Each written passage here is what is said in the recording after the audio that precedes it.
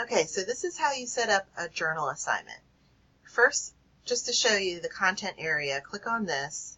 That's how I created all the ones that say week 1, week 2, week 3, week 4. But I just wanted to show you, let's just do week 0 as an example.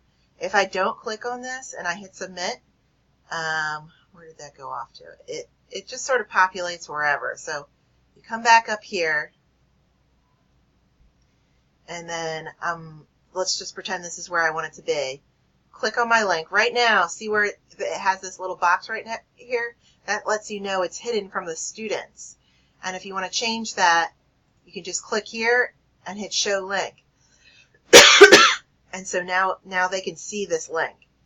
So you click on this link, you're going to go over to tools, hit journal,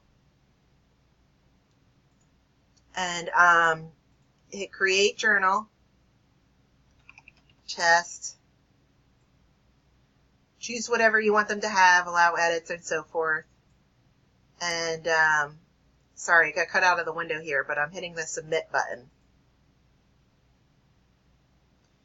Okay, and then it comes up again, and I hit next. Hitting the next button right now.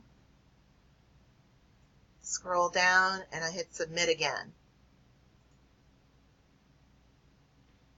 And now I've created the journal. And just to test to make sure it's available to students, okay, this lets me know. And so this is what the students will see. And then they hit just create entry for them, and then they can go in and say submission 1 and attach everything via this paperclip right here, and then hit post entry.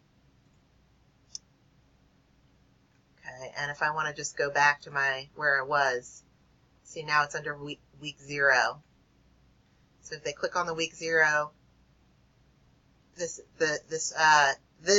bar here won't show up for them. What will show up is this test right here, or journal rather. I just named it test.